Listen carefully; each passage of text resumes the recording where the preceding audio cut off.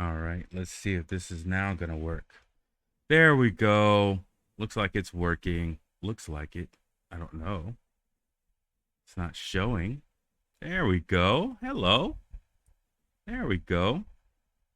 Then let me go ahead and start this officially. You know what I'm saying? Let me not shortchange my viewership.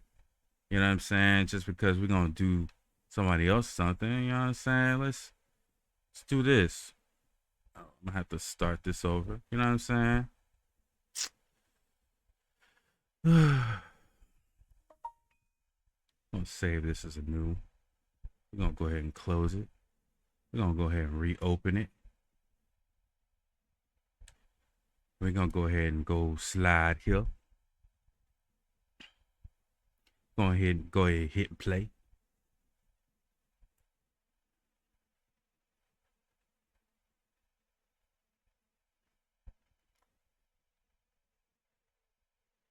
You know what I'm saying?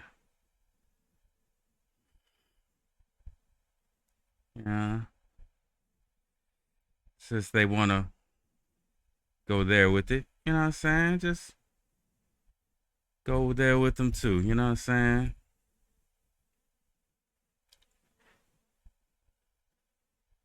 Oh, y'all can't hear it. There we go.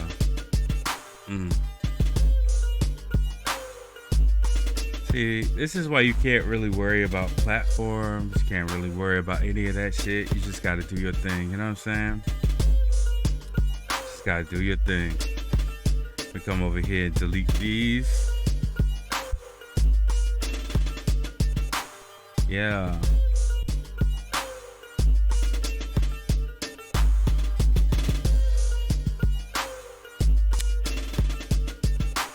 You know?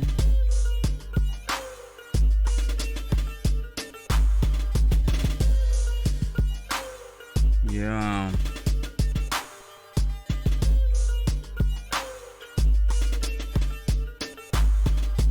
So I am gonna go ahead and get started officially. Guess some people gonna have to catch it on the replay, and that's cool. You know what I'm saying? I was gonna put out another video today, very important video, but you know, I'm gonna be honest. What's up, Isis? That video that I want to put out, it's gonna take a large amount of courage for me in order to do that, and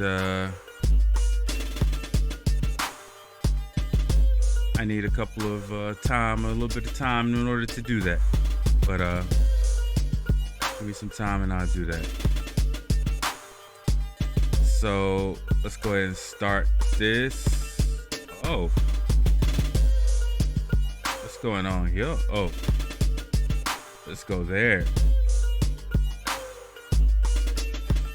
Then let's go there.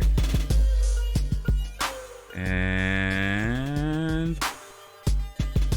tone this down. And let's go here.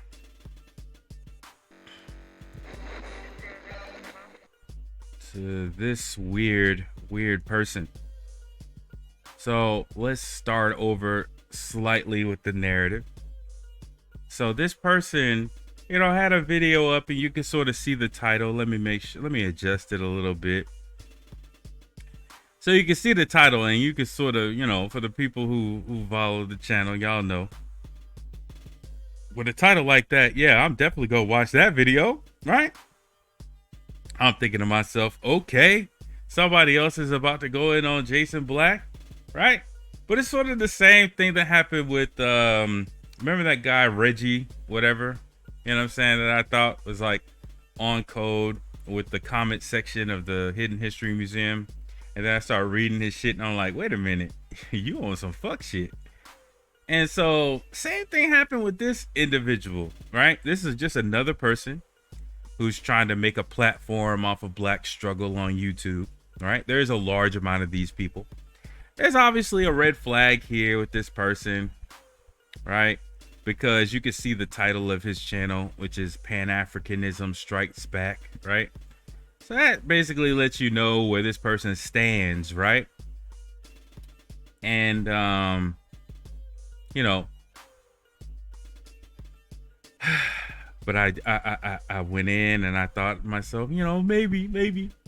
So the gist of this video is that this person was basically sitting up here talking about we need to back Larry Elder. We need to back Larry Elder as opposed to Gavin Newsom. And then after that, we go and back somebody else named blah, blah, blah. I don't know. I forgot the guy's name. All right. That was his grand strategy. So when I'm hearing this, I'm like, okay, well, maybe I could justify it by saying this is just state politics, right? And not national politics. So maybe it makes sense. But then more and more fuck shit started. More and more fuck shit just kept on flowing out of this person's mouth. It's just weird. So they went into the do for selferism shit. They went into all sorts of stupid shit, right? And I'm like, listening to this person, I'm like, well, you know, where's the talk about reparations? But of course, there's always already a red flag talking about Pan-Africanism. So it's like, that didn't happen. So I get on the, what's it called? I'm hearing all this little fuck shit. I'm hearing the word nigga come out of his mouth a little bit too much. I need to double check this motherfucker to see whether or not he actually is a descendant of American slaves, right? Before I even engage in a conversation with him. He has an African on the what's it called, who's talking all this little shit in the background. So I try to get into it, try to, you know, speak intelligently to these ignorant motherfuckers. But the problem of having at least what appears to other people, I don't think I speak as eloquently as I used to when I was in high school. But you know, I still hear my own twang, you know, when I speak. But when other people hear me speak, I'm fairly confident they don't hear that as much. Right? They just hear me speak and they think that just because I speak eloquently, I can't or won't curse yo ass, slap the fuck out. I don't know why they believe that. Oh, they took away my my weird screenshot of this person. I wonder if he privated the video or something. It wouldn't be surprising. Hold on. Let's see. Nope. Still there.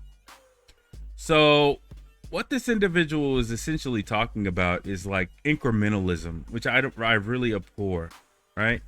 I don't really like incrementalists. I like people who are revolutionaries.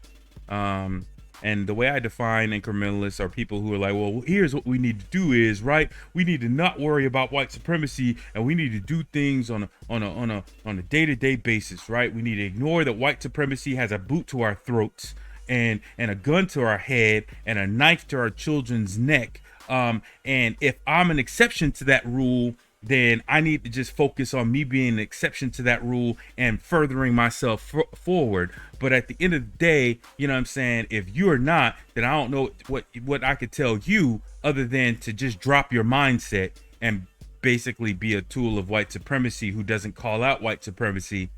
And therefore white supremacy will favor you within its system of white supremacy and therefore possibly give you an exception badge like me. It always goes down that road, right? The overseers never left. The overseers within our community never left. The meritorious manumission seekers within our community never left. And somebody else said, which is kind of funny that I'm going back to Double Toasted, but Double Toasted sort of was talking about Candace Owens today. And the summary from Corey was actually a very powerful summary. It's like, well, the core of black conservatism is sort of self-hate, right? Like, how come you can't do this like white people? How come you can't take care of yourself like a white person can? How come you can't, you know what I'm saying, get up and do for yourself like a white person can, right? That's them directing their energy towards black people. That's black conservatives directing their energy towards black people. And that's where the real core of that energy comes from. That explains Jesse Lee Peterson, right? That explains Jesse Lee Peterson, because Jesse Lee Peterson idealizes white people. And when he looks upon black people, even though his skin is black, he's actually looking at them from a standpoint of, how come y'all can't do what white people do, right? Ignoring the institutional portion of institutional racism. The same thing with Tariq Nasheed, but his is a little bit more covert because obviously he's marketing to black people. So the way his shows is, how dare you motherfuckers think that you dumb black people who are so much dumber than white people, how dare you think that I'm gonna allow you dumb black people to control this museum? You're not gonna control this museum. How dare you, right? And how dare you think that you can even ask me to be in control of this museum? Did this white person make a donation and then demand that they be a part of my LLC or a part of my nonprofit? That's none of your business, right? I'm starting to see the framework a little bit better. Like when you start realizing like who these people are and start sorting them out, right? You start realizing the game, right? That's played, right? White supremacy has so immersed black people in poverty, or descendants of American slaves more specifically in poverty, that all they really have to do is just slot them in, right? They've turned co-opting black narratives into an egg collection, right? The chicken is legitimately laying eggs hoping to raise chicks. It's not laying eggs in order to feed the farmer. It's actually laying eggs in order to actually raise chicks. But the farmer is going out and just simply collecting eggs. It doesn't have to worry about whether or not it needs to coax the chicken to do this and that and the third. It just gives it a house, gives it male chicks. In some cases, it's not even inseminated. And the chicken just lays eggs. All right. And all the farmer has to do is just collect it. And what white supremacy has done is they don't have to worry about trying to, like find you individually, right? They already have you somewhat sorted. You know, you're already broke. You're already miseducated. You're already dealing with some form of white supremacy in your life in some way, shape, fashion, or form. And that's the odd question that a black man in America asked his viewers. He was asking, okay, so what specifically has white supremacy done to you? Has it stopped you from getting a job? Has it, like, it's like a fish, so who's supposed to be in water, asking another fish, so where exactly has water wetted you? Where exactly on your body are you wet? Like, bitch, I'm surrounded by it. Where am I dry is the question, is a better question. Where am I dry is a better question as opposed to where am I wet? But, these people don't have to be like, white supremacy doesn't have to like go up to this person specifically and say, hey, what are your stressors? What are you looking at? What are you blah, blah, blah? You know, how do I convince you, specifically you, in order to go against narratives against your own community, or that would empower your own community, right? They don't have to do that. They know that they've already made you broke in many cases. And if you're not, you're an exception to that rule, that they probably already have an exceptional or an exception form waiting for you, like an exception game plan waiting for you. They already know your educational level, right? If you are an exception to that, they have their exception game plan waiting for you so far as your debt load from student loans. They know whether or not you've been incarcerated, and if you haven't, they have their exception game plan waiting for you. All right?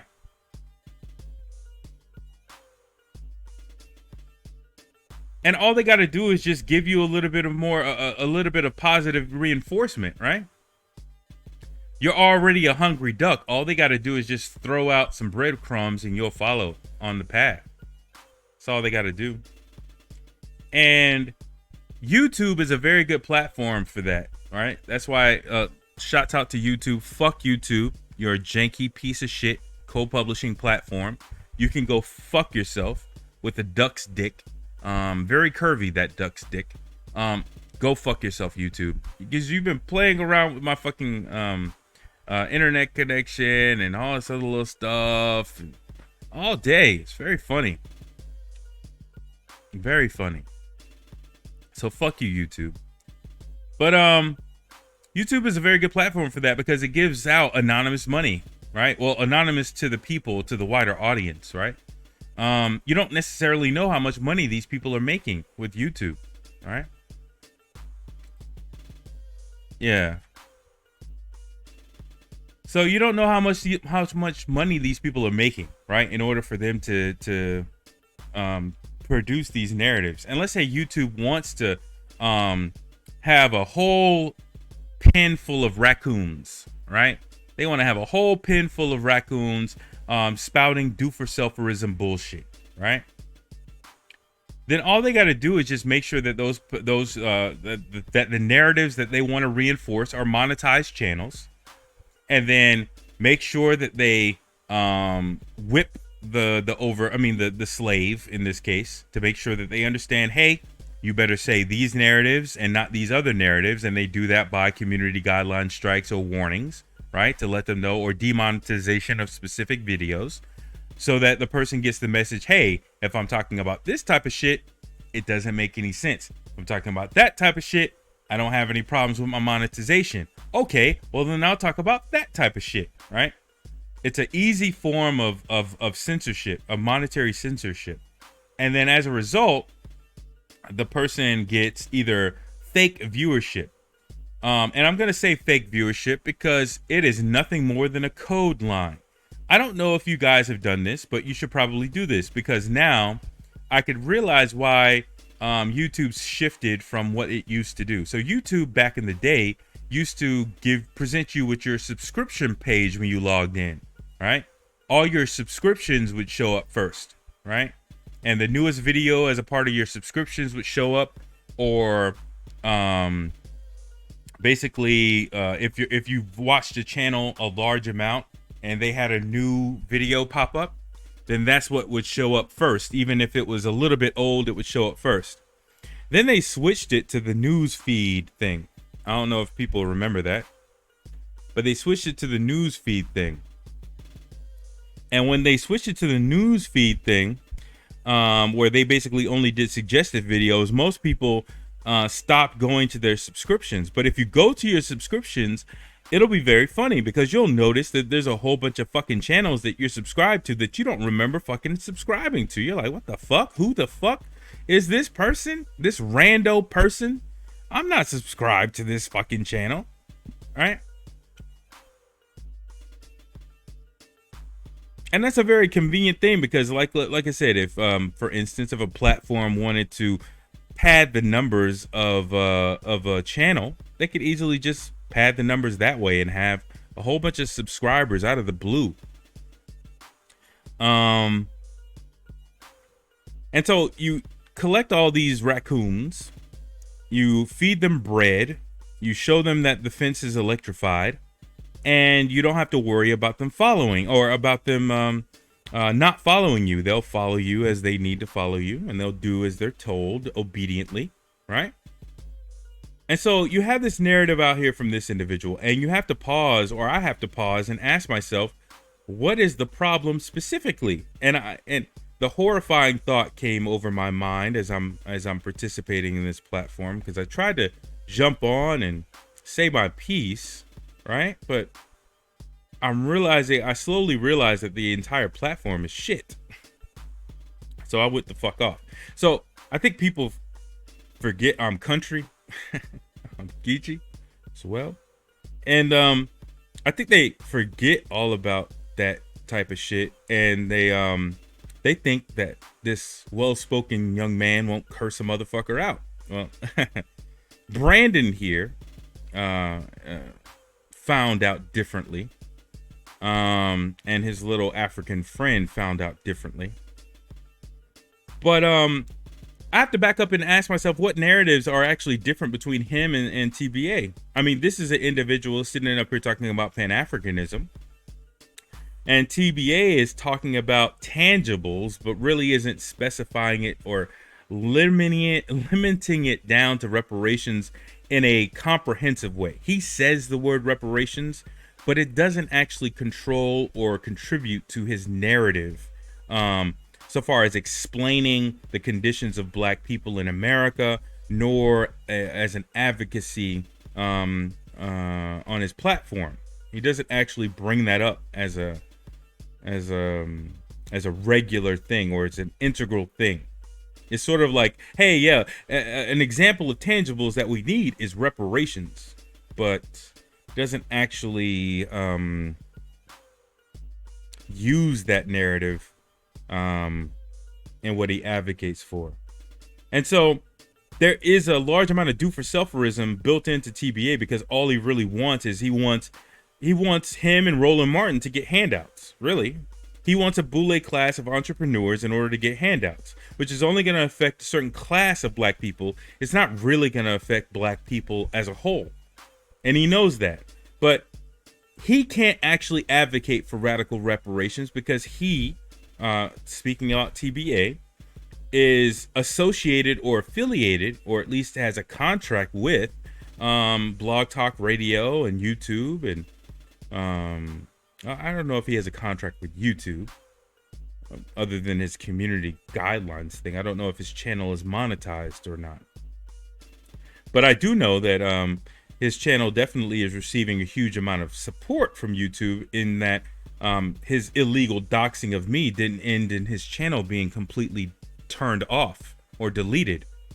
And his video was privated on his own free will, as opposed to YouTube stopping the stream, as it has done for me many times, many times. So these people, this person that you see right here and TBA, really fundamentally don't have a problem. They really don't have a problem. So TBA will say, hey, we need all these things, and we need entrepreneurship, and we need blah, blah, blah, blah, blah. And you know what this person will say? He will say, yeah, well, we could do all this stuff immediately when we go to Africa. We don't have to wait for the white person to give it to us in legislation, or give us opportunity in legislation. We could just do it by going to Africa. These people are very, very funny. And funny, I mean, in a horrible way. The narratives that were going on in this 3-hour little shit was just hilarious and sad. You had a lady on there, which I'll have to do an editorial edit. You know what I'm saying? I felt like she was speaking as if she had donated to the Hidden History Museum, or that she was an avid listener of Jason Black. Apparently she was not, but I truly believed it at the time. But apparently she was not, so I'll have to do a retraction on that. But she was otherwise just being a fucking distraction the whole entire time. And she was kept on saying, like, what was that buzzword that she was using? Collective do for selferism? No, what was it? Group economics. There we go.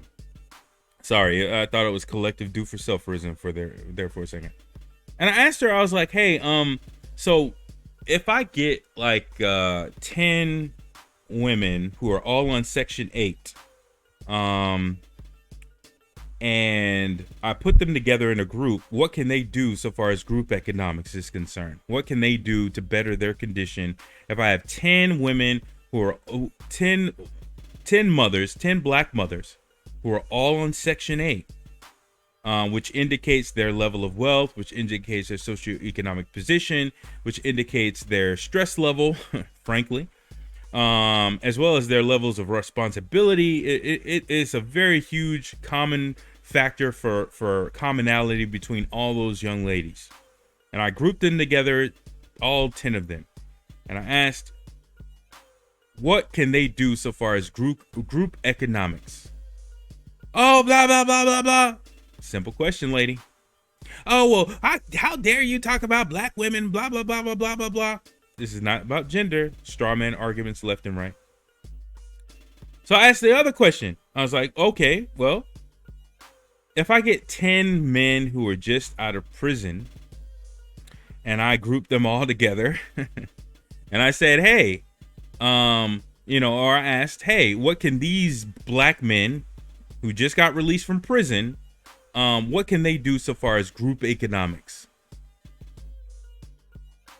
This person right here, that chick, all of them a cacophony of bullshit, no real answers. See, the thing is, like, with these people, with these Pan-Africanists, and this episode actually is a beautiful, beautiful, if you ever thought that Pan-Africanism was, it's not that bad, it's not horrible. I mean, ultimately, you could see the murder suicide pact that black Americans have to have with Africans in order to claim Pan-African, right? The group cohesion with Pan-Africanists is that they all collectively hate on and have to, by nature of their very existence, they have to disrupt the narrative of white supremacy being an impactful force for descendants of American slaves, or for black Americans more specifically, right? They have to discount that, they have to ignore that, and they have to definitely ignore the solutions to that, which is reparations. They have to basically integrate as a subordinate of other black people, of other African people, and subordinate themselves to the supremacy of other nations, right? And so that's exactly what happened in this. He had to bring up examples of Liberia from his own personal experience, right? He tried to bring up other countries within Africa. The other person there was Kenyan, so of course that person tried to bring up that. And you realize that, like, Pan-Africanists have to do that. It's like Pan-Africanists are, how do I frame these individuals? Pan-Africanists are not necessarily always conservative in their viewpoints, but they have to sort of bring up conservative talking points or narratives in their views, right? So Pan-Africanists have to pick up the do for selferism thing. They have to pick up the white supremacy isn't really that big of a deal thing. And they have to pick up the Africa is the supreme example of where we need to go and what we need to do. And as they do that, they have to ignore any counter examples, right? They have to ignore any examples to the contrary, like the influence of China, for instance, on Kenya. I think China bought Kenya's marine port. They bought their entire fucking port. And was controlling it. And I think Kenya they had to reverse positions on it. But at the end of the day, maybe Africa or African nations think that they're going to grift China by basically taking on all these loans and defaulting on them in the future and not having, or thinking that they won't have any consequences associated with it. Maybe that's the reason why they can do that type of thing. But and because of the topic, that's the reason why I have the nice old music in the background, a little sample. Exactly. Africa is not the answer to our problems in any way, shape, fashion, or form. Africa will never be the answer to our problems. Congo would be. Congo, if we had reparations and all descendants of American slaves moved to the Congo, and we had full citizenship within the Congo and our reparations, that would be a nice solution. We still have to deal with the ignorance of the tribal divide within the Congo. But yeah, that would be a wild solution. But it would still rest on an earlier solution of reparations, right? We wouldn't be able to do that as we stand today. So These Pan-Africanists, and I call them incrementalists, is what I'm really starting to see them as from a policy perspective. These incrementalists like to think that they could sort of you know, how do I put this? Because it's not really that they're incrementalists. It's actually that they're exceptionalists, right? They're people who actually became exceptions to the rule of white supremacy by kissing white supremacy's ass. And they didn't want to basically be labeled as a coon. So they picked up Pan-Africanism because they think that, you know, the beads and the kufi and the Ashanti cloth will somehow make them more black or, you know, still black as they undermine the narratives and the political agenda of the remainder of black society. But under the guise of that Pan-Africanism, all they're doing is spouting conservatism or self-hating black politics. All right. And so I think we have to sort of ignore and distance ourselves from these individuals, right? I was not the only person there. Aunt James was there, and Aunt James, man, I gotta apologize to you because we got into a back and forth, and I have to apologize, sir. I will definitely unblock you when I get a chance. Because I will take criticism from you any day over criticisms from this individual who hasn't had a tape up in quite some time. So Aunt Jams, I would like to publicly apologize to you, sir, for our back and forth. You know what I'm saying? I should have let you speak because you was there and you had my back. You know what I'm saying? And yeah, you know what I'm saying? You wasn't the only one there. You wasn't the only one seeing through the bullshit, but you was definitely there. So, you know what I'm saying? As soon as I figure out how to unblock you, I definitely will, sir. But I wasn't the only one there, you know, who was seeing this bullshit, right? Who was seeing through this bullshit, right? But what these types of people have to do, because I was in the back room because this person basically had StreamYard. So I was on StreamYard talking directly to this individual, and there was another person who got on too. And the tactic that these people have to use is emotion, right? So they have to call you emotional, right? And that's become a buzzword. And I actually brought this up, but I'm going to show it right now. Because it's a nice little counter to these people. It's a nice little counter to these people who want to say, oh, you're emotional, right? You're emotional. Where is this? Y'all, again, this is long form content. I apologize to nobody for that long form. Hold on. I think it's in this speech.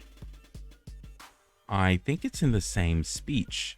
The same one that they keep on flagging my content. Nope. I think. So we're going to find it, hopefully.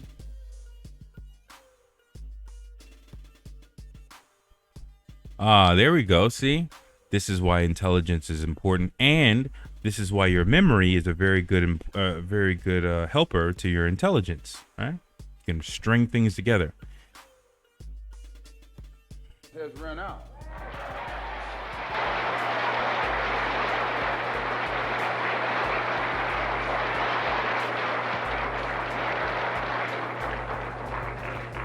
When black people who are being oppressed become impatient, they say that's emotional. Please. Yeah. Black people who are being deprived of their citizenship. Yeah. Not only of their civil rights, but their human rights. Become impatient, become fed up, don't want to wait any longer, then they say that's emotional.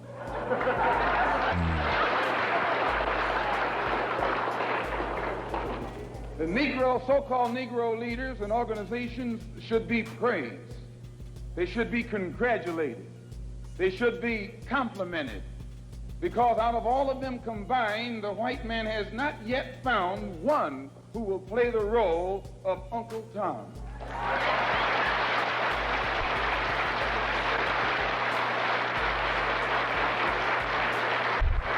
But yet he has found no Tom, no puppet, no parrot who is still dumb enough in 1962 to represent the injustices that he's afflicting against our people.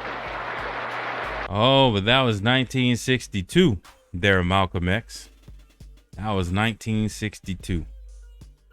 But in 2021, we got YouTube channels aplenty with individuals like this individual who's willing to go out their way to make sure that everybody knows that white supremacy ain't that bad.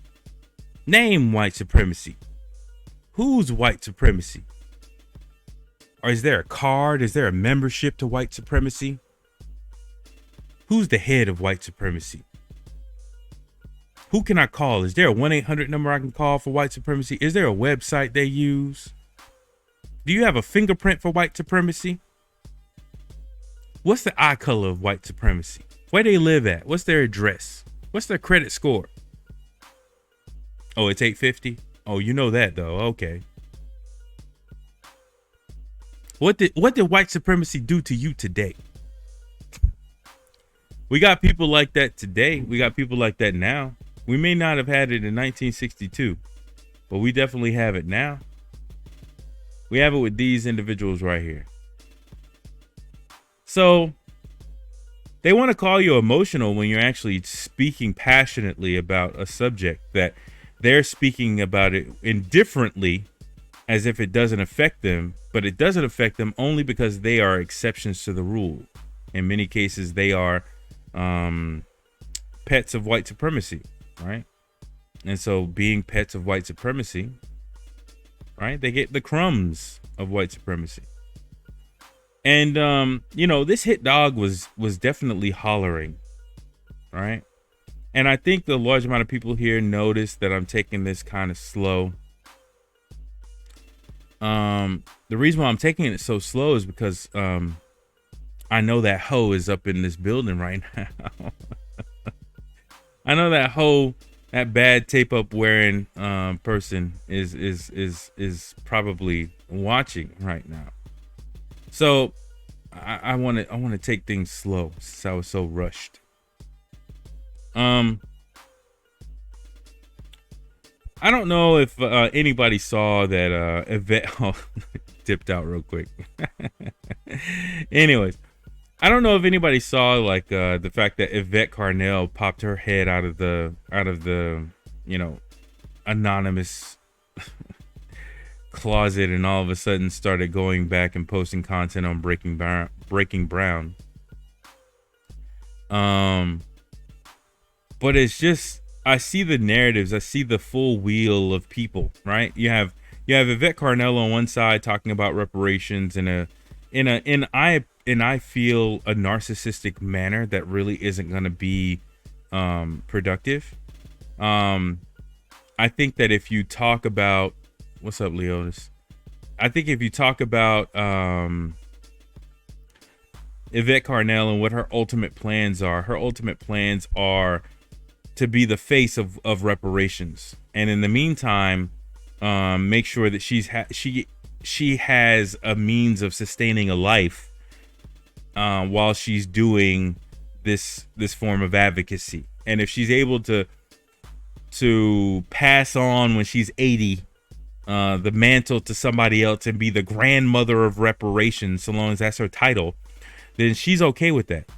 She's okay with everybody here not getting reparations right now, so long as she gets credit for it whenever it does come. And she's willing to waste everybody's goddamn collective fucking time waiting around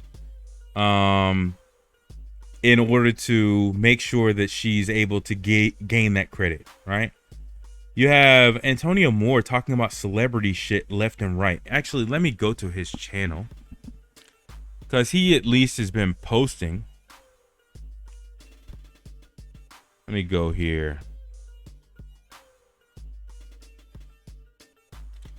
He at least has been posting. I can't really deal with this person. Man, he needs a tape up. I have no idea what the hell is going on with that dude. He needs a tape up. For real. A razor tape up. But, alright, talk about Ida, topical stuff, celebrity stuff. Technically, Obama is a celebrity. He's not really a politician in my book. So that's celebrity stuff, celebrity stuff, celebrity stuff. Maybe some hard stuff, gossipy stuff. Wait, that was 2 months ago. You get no credit for that, sir. Okay, yeah, the book dancing started there. So, I don't know if he's deleted content, but he's been posting very sporadically. But it's not really any hard-hitting stuff. It's mostly like, I just want to maintain my viewership just in case I ever need to use this viewership in the future type shit. You know what I'm saying? What's up, Leos? But, it's not really any hard-hitting stuff. And then you have Breaking Brown. Oh, she ain't even much coming up when you do breaking anymore. She used to come up. As soon as you hit Breaking Brown would be the first thing that popped up. She ain't even much in that first little list of autocomplete. Oh, Lord. Her cockeyed ass. Nobody did that. Ain't nobody. Oh, Lord. So after 5 months, somebody just let this woman back in the house. Y'all just let this woman right back in the house. Talking about nothing but gossiping shit. See, I don't know if y'all know this, but they have the same MO, Tariq and her. I mean, that's the reason why they were able to align in the beginning. All they do is they start up Twitter shit and then go to their channel and talk about it. That's all they really do. But anyways, getting back to what I was saying, I see the wheel, right? You have Yvette Carnell, Antonio Moore, right, on the side, talking about reparations. So they closed the door on that because really all they really care about is the narcissistic credit that they potentially could take from the situation. You have, for the really, really dumb, you have Jesse Lee Peterson and Candace Owens, and even the Hodge twins leading the way on the fuckery that is black conservatism formal, right? The I voted for Trump and I don't care about saying it on a public platform. That crowd, the people who have a collection of Make America Great Again tees and hats. They have like a collection of backup hats just in case their Make America Great Again hat gets destroyed. These are the class of black people who probably have a Make America Great Again hat in plastic wrap, you know, for its future collector item status. The people who have their tithe amount coming out of their check as a direct deposit going to a white church.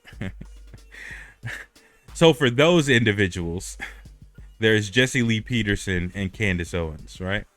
That's sort of not really the YouTube circle, but it is the YouTube circle, but it's not a YouTube circle that I actually focus on, but it's there. So I have to call it out.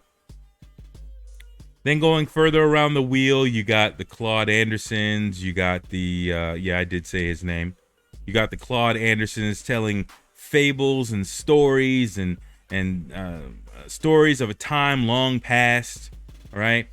Where segregation benefited his family because it gave them a captive consumer base that he profited off of, right?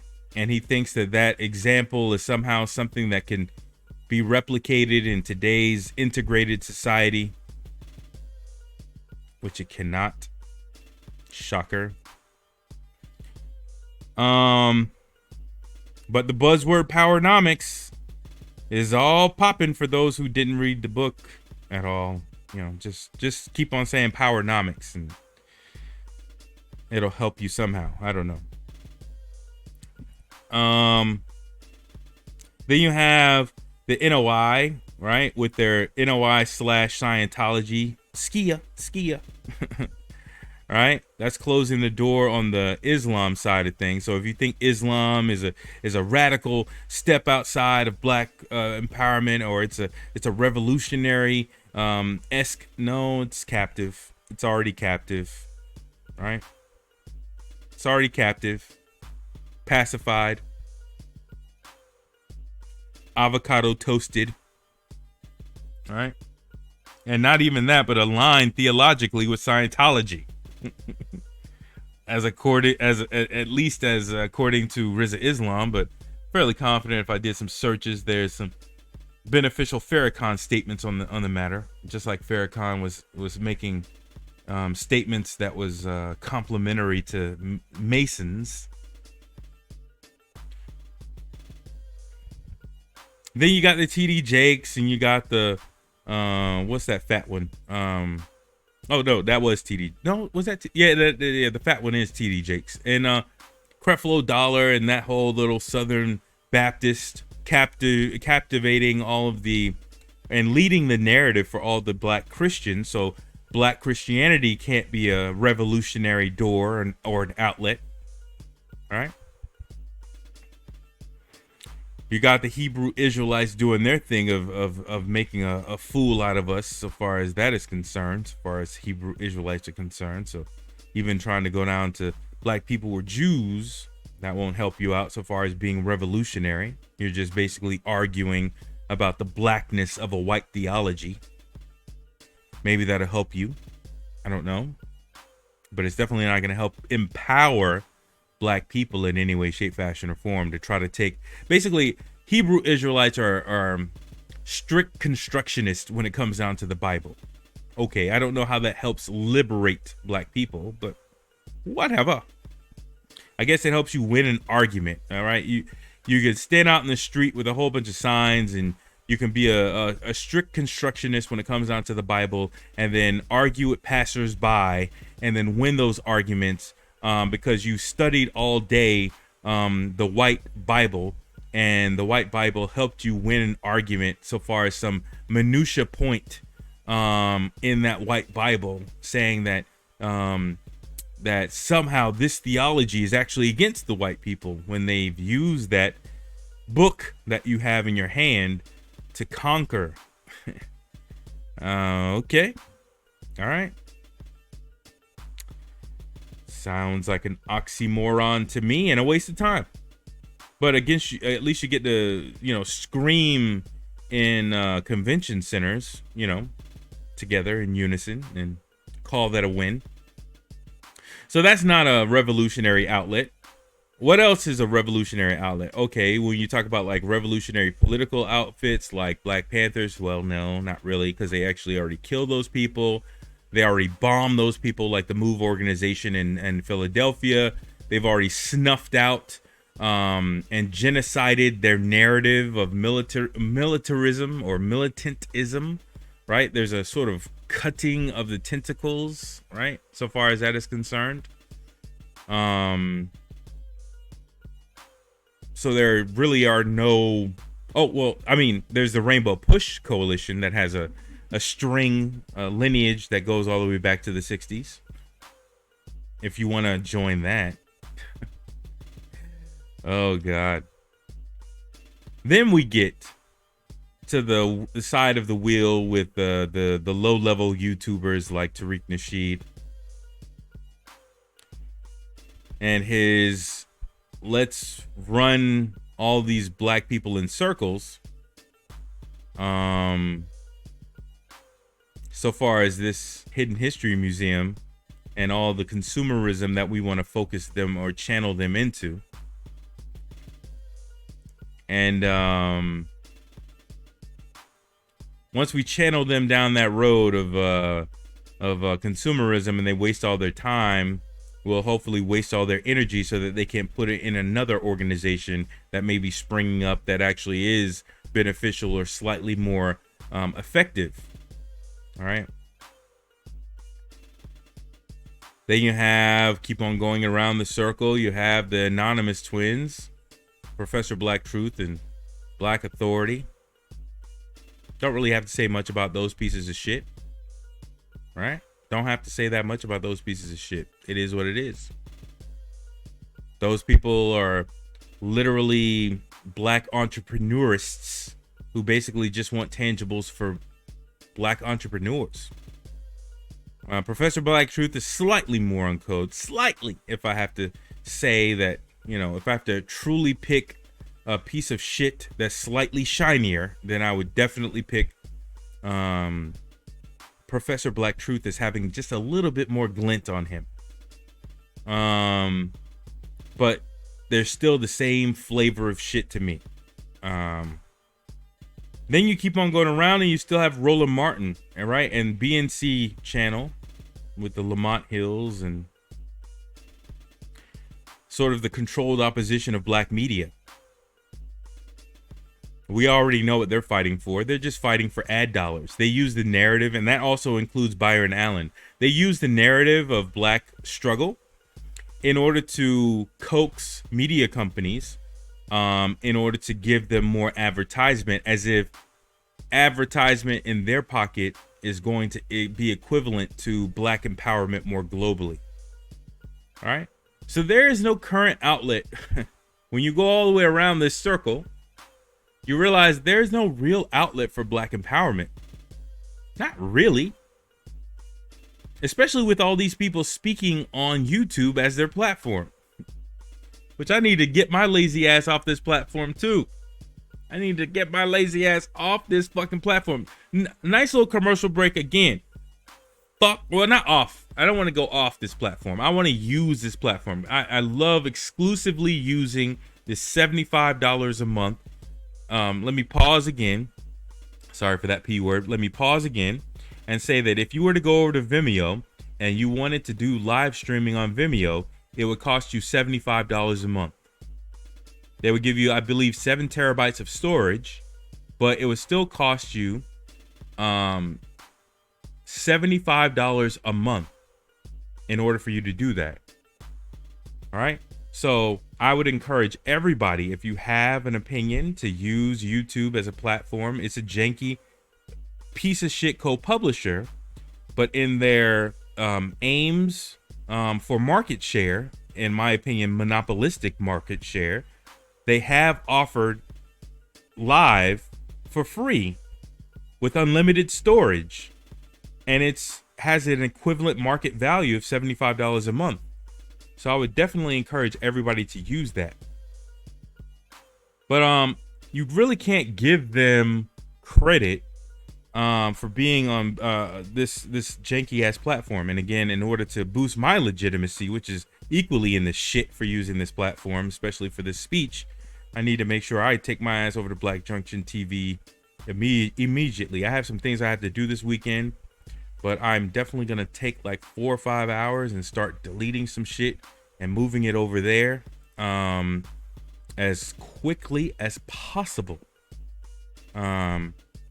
Because ideally I want to be able to do a live like this, have it on YouTube for maybe a week or a couple of days, and then basically delete the shit and then upload it to Black Junction TV, and all of my backlog stuff is over there. Yeah, that's how I want to do it, because I don't want to stay on YouTube, or I don't want to just be on YouTube, or either that or I'll do my own website, which I don't have time to do. I had to do that like next week or the week after next. Yeah, I had to do that then. Build my own website and do my own video hosting. But I can do that thanks to Kwame's Trade Schools and Coding.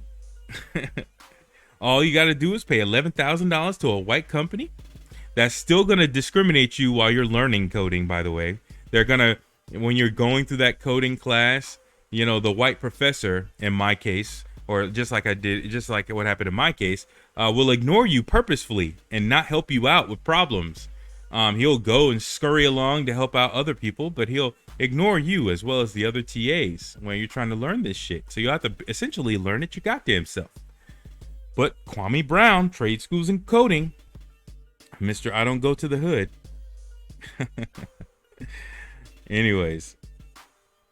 Oh yeah, I forgot about them as a part of the circle, right? They're a part of the circle too. Kwame Brown, They're snuggled in there right next to Tariq Nasheed and Jesse Lee Peterson. All right, I think all of those people have went out to lunch together, in my opinion. Like Kwame Brown and Tommy Sotomayor and Jesse Lee Peterson and Tariq Nasheed have all, in my opinion, they've all gone out to lunch somewhere and had dinner together. They might as well. They all have similar views. But there's no outlet for actual black empowerment, right? Even when you come down to the Pan-Africanist, like this individual, let me go back to his untaped up hair. Jesus Christ, man. Ooh, Lord. Damn. This nigga need to tape up bad. Anyways.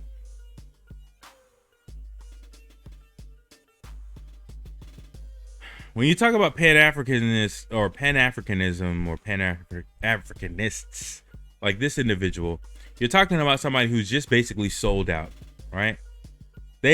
And oftentimes they're dark-skinned people, but I'm not going to go there. But oftentimes they're dark-skinned people, but you're just talking about another form of an escape hatch to your race, right? You're just talking about another form of, hey, I don't like being black anymore. Let me get out of this and let me label myself as Pan-Africanist. Or I don't like being a descendant of American slaves. I have too many white friends and I have too many African friends. So let me label myself as blah, blah, blah, blah, blah, right? I personally don't believe that this individual is a descendant of American slaves. He said he is, but anybody can say they are, right?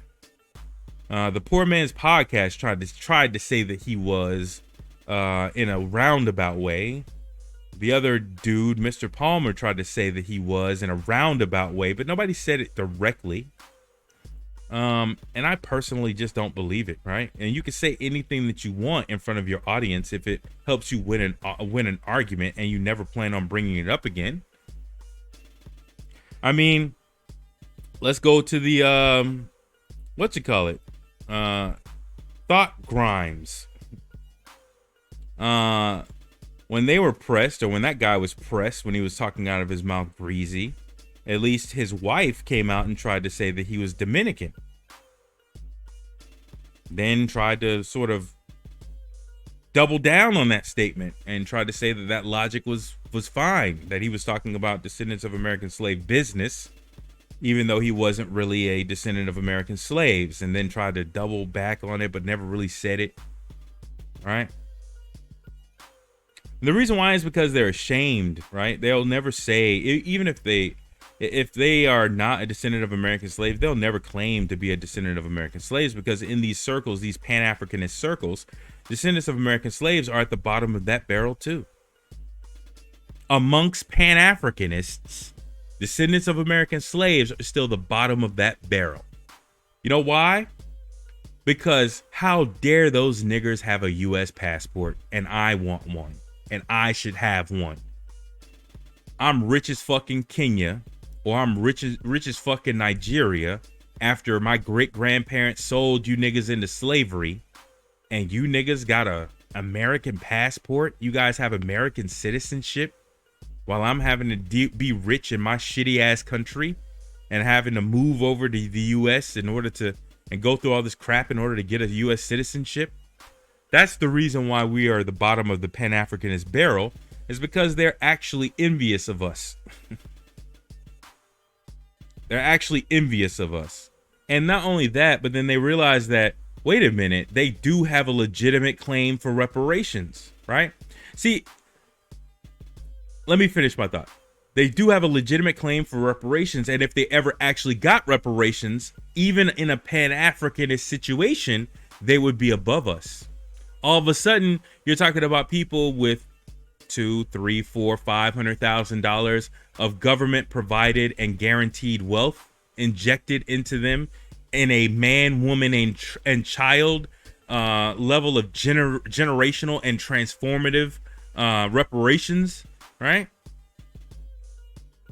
Oh my God, now those U.S. citizen Black Americans are now the top of all of the African diaspora. They're the richest. They're the most intelligent. right? Because you know that those numbers would start going up. Even as a vanity project, most black people would start spending some of that money on education. Right? So you would only have maybe 1 or 2 generations for other African nations to try to claim number one within the African diaspora, and then they would have to basically give that up as well. That's the reason why they hate us, and that's the reason why they hate the narrative of reparations. And that's the reason why they have to counter the narrative of white supremacy in order to undermine it, because if they truly had to acknowledge white supremacy and its effects, then they would have to acknowledge also that reparations is a solution to it. They would have to, therefore, 100% fight for that. And undergird with their arguments that. But that, let's invert this for a second, Pan-Africanists. You would think that in a global system of white supremacy, which this person actually denied as well, he actually went in and said that what's the problem with Haiti? What has white supremacy done with Haiti? After the war, what did white supremacy do to Haiti? Look at the video. Look at the video. That's what he said.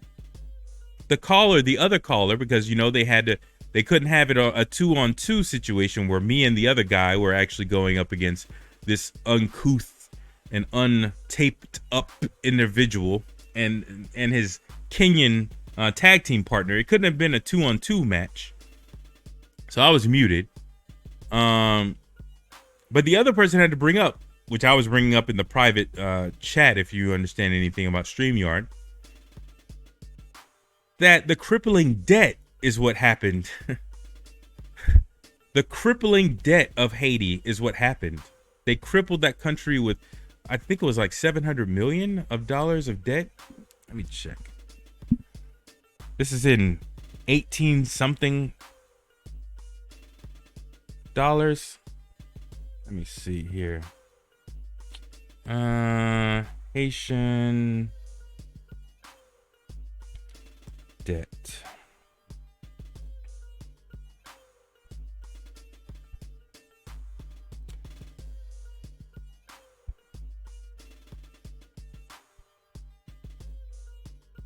$90 million. I just saw it.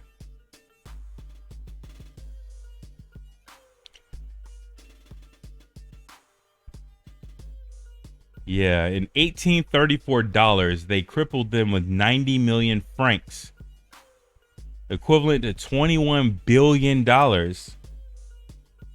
for an agrarian, post-war, post-slavery society. They crippled them with $21 billion worth of debt.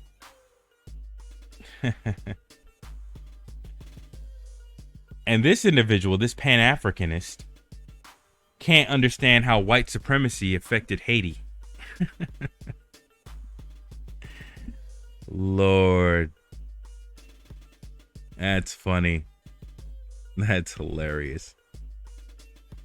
So the reason why these Pan-Africanists can't really support us, and they really can't even support the narrative of reparations, is because they are a form of pet white supremacists, right? They want to, they're the equivalent trying to hopefully group together like a support group of people who have been affected by white supremacy, but in their coping mechanism of denial, they want to basically try to separate themselves from white supremacy as much as possible. In that they want to separate their narrative from that, and they want to say that, you know, white supremacy didn't have anything to do with us, right? How many African leaders, quote unquote, got killed by a white supremacist global agenda? I mean, we had the God damn it, long form content, guys. Long form content.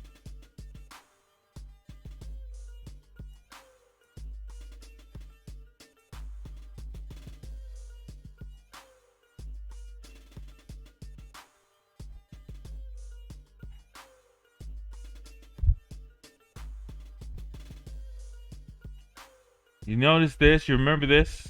See, I found the long form version, and I'm going to make a video about it. But you remember this? Remember this? This is on, of all places, I think it was on World Star Hip Hop. that I found this. All right. I don't think they have the clip part where they were talking about. Maybe he has a clip, but I don't want to use his content. He's another Pan-Africanist. A little bit more on code, but again, one of the things that I have to get to say, one main criticism is, I really feel I would really love to see you and your white wife move to Africa, move to Ghana, show a proof of concept, sir. Until then, I really can't do that. Let's see if it's in the first part.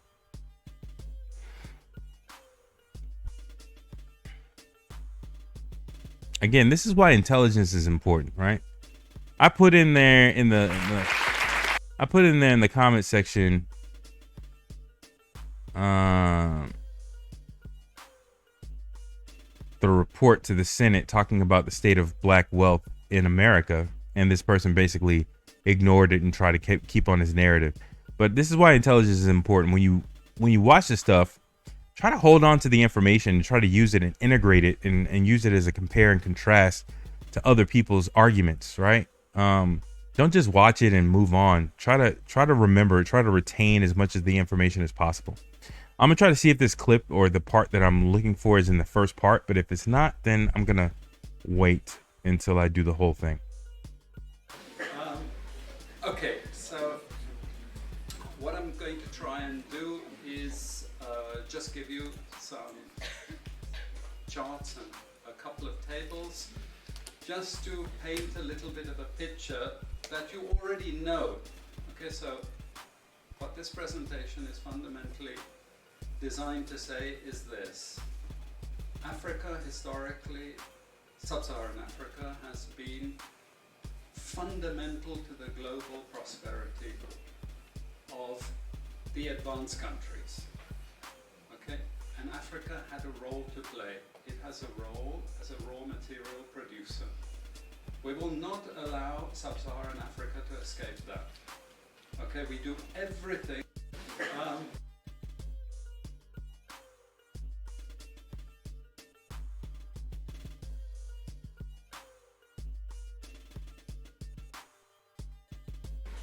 Okay, so what I'm going to try and do is just give you some charts and a couple of tables just to paint a little bit of a picture that you already know.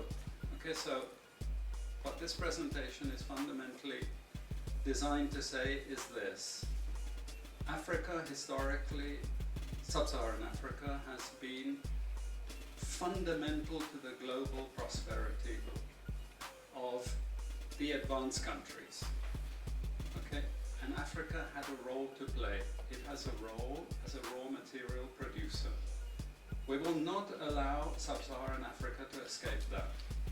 Okay, we do everything to keep sub-Saharan Africa where it is, also impoverished. It's absolutely vital for the prosperity of everyone.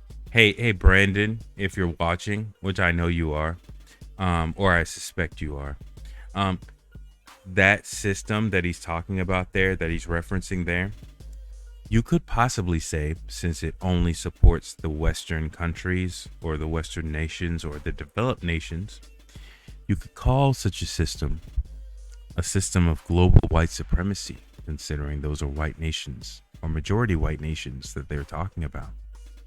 You could say that, sir. So just keep that in mind as you're hearing this, you dumbass piece of shit. So let's get clear about that. Okay, and this means all the economic structures, all the global institutions, and the economics we teach everyone is all designed to keep Africa exactly where it is. Oh, are you kidding me? Is that a professor in a peer-reviewed manner, because you know that there's probably peer-reviewed work that's coming out of that already came out of this work, and he's probably just summarizing it in a speech. Are you trying to say that there's a conspiracy, a global conspiracy, that textbooks are written in order to provide information about economics and how it works, that is deliberate in disinforming people from Africa? Oh my God, a Pan-Africanist who has to deal with a system of global white supremacy may also have to realize that white supremacy exists in a non-global manner, like domestically within the United States. And if it has such a conspiracy in order to, I don't know, rape Africa so far as resources are concerned, again, a narrative that Pan-Africanists have to ignore, because to go down that road of Africa is being raped or for its resources, you would have to acknowledge a global system at play, since Africa is a continent, not a country, and therefore individual countries are also being raped in similar manner. You would have to acknowledge a global system of white supremacy and institutional racism. In order for you to do that, then you can't devalue when descendants of American slaves bring it up domestically. But Pan-Africanists get away from that, and they try to go down the road of global collective do-for-selferism, with Africa being some sort of shrine to perfection, right? This is where you have all the ankhs and, again, kente cloths mixed with ankhs, mixed with, I don't know, other accoutrements of mismatched countries and cultures. But let him finish. And whether it is Europe or US or now China, it's always the same. We need Africa to be impoverished because we need those raw materials and we need them dirt cheap.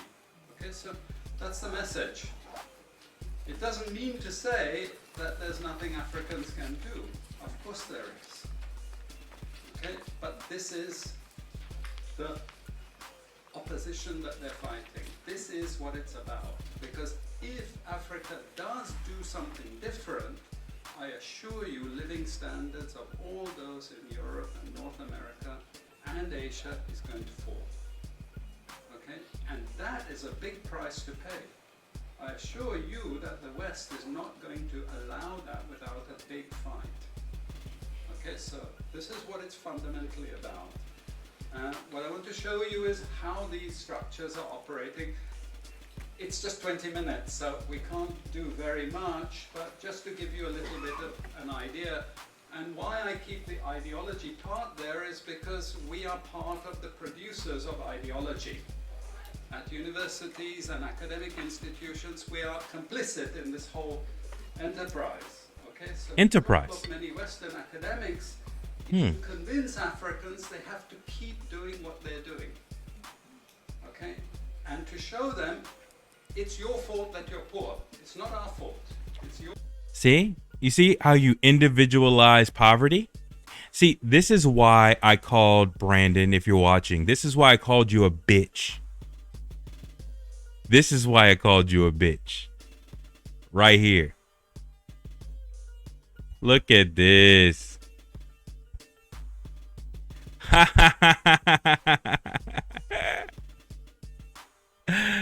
Oh, that's too funny. Don't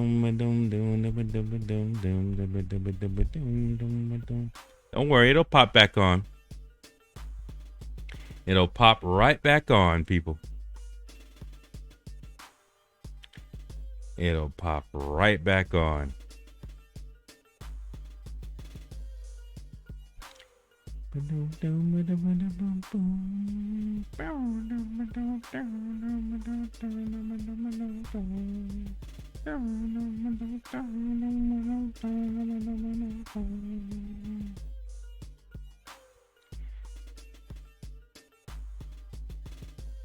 Oh, yes, yes, yes.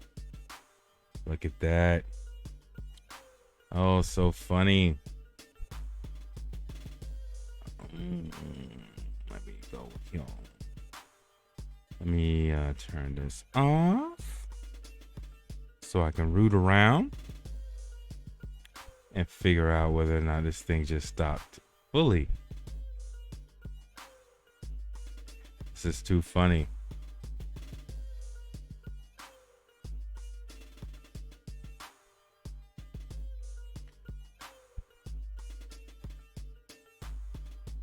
Let's see.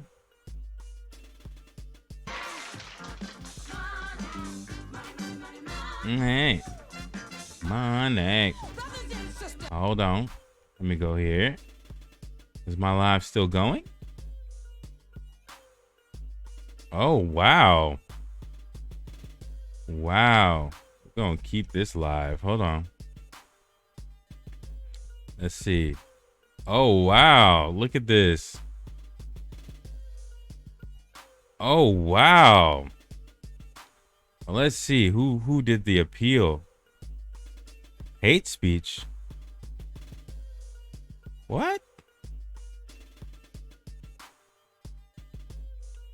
The fuck?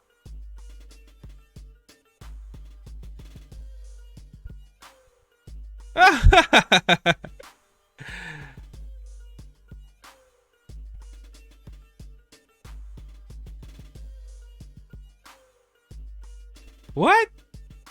Let me go back here. See, this is hilarious. I'm gonna go ahead and post this immediately. Let me go back here.